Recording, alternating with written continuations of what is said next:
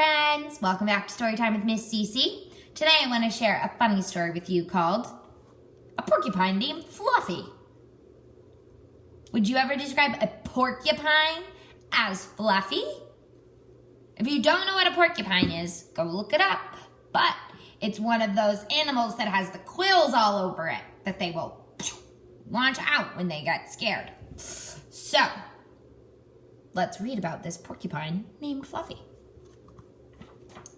This book is by Helen Lester. When Mr. and Mrs. Porcupine had their first child, they were delighted. Now, he needed a name. Oops. Should they call him Spike? No, Spike was too common. Should they call him Lance? No, Lance sounded too fierce. Should they call him Needle Rooser?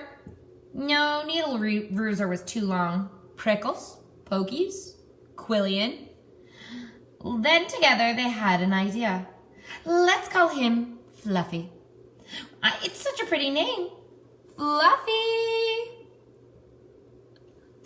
Uh-oh. But soon there came a time when Fluffy began to doubt that he was Fluffy. He first became suspicious when he backed into a door and stuck fast. That was not a Fluffy thing to do. Uh-oh. Look at him. He was even more convinced when he accidentally slept on his back and poked holes in the mattress. A very unfluffy thing to do. When he tried to carry an umbrella, he knew the truth without a doubt. Fluffy definitely wasn't. Uh-oh. He is poking through everything. So he decided to become fluffier. Clouds are fluffy, he thought. I'll be a cloud. But he couldn't stay up. Oops, good try, Fluffy. I know, pillows are fluffy, he said. I'll be a pillow. But when his mother sat on him, she was not pleased. He tried soaking in the bubble bath for 45 minutes, but he did not become fluffy. He just became soggy. He tried whipped cream. He put a little on each quill. It was not easy, and it took more than half a day. This did not make Fluffy fluffy. They should have named me Gooey, he sighed. He started here, little puffs on each quill, but that's a lot of quills. He ate a lot of fluffy marshmallows. He rolled in shaving cream and feathers. He even tried to become a bunny. But the truth remained. Fluffy wasn't. Look at Fluffy in all those different outfits. With his different ideas. One afternoon, Fluffy set out for a walk, trying to think of other ways to become Fluffy. Before long, he met a very large rhinoceros. Whoa. What do you notice about both of their faces? They both look a bit sad to me.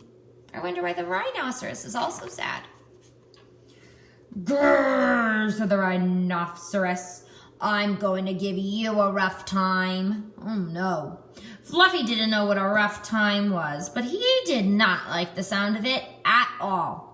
What is your name, small prickly thing? Said the rhinoceros unkindly. Fluffy, said Fluffy.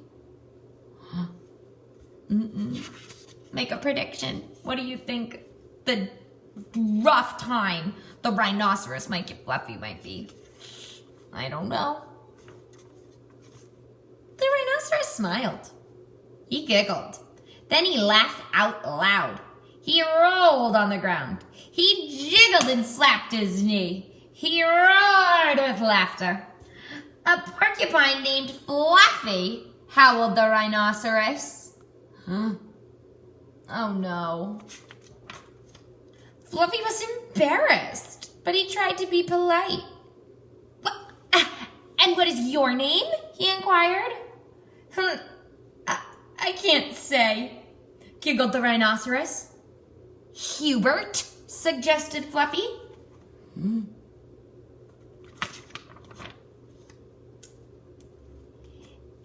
H.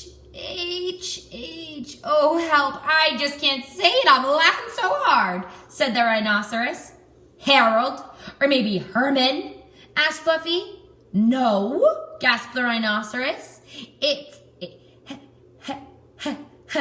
Hippo. A rhinoceros named Hippo.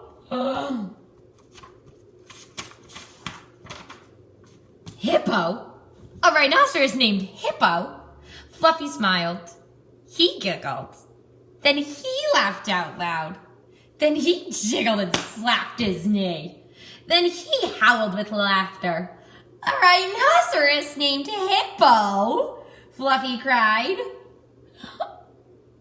Oh, look at them giggling. A porcupine named Fluffy. A rhinoceros named Hippo. It was almost more than they could bear. Hippo and Fluffy rolled on the ground giggling and laughing until tears came to their eyes. At last they lay exhausted on the ground. From that time on, they were the best of friends. And Fluffy didn't mind being Fluffy anymore, even though he wasn't. I hope you enjoyed that story about a porcupine named Fluffy and a rhinoceros named Hippo. And I hope you have a great rest of your day. Thank you, friends.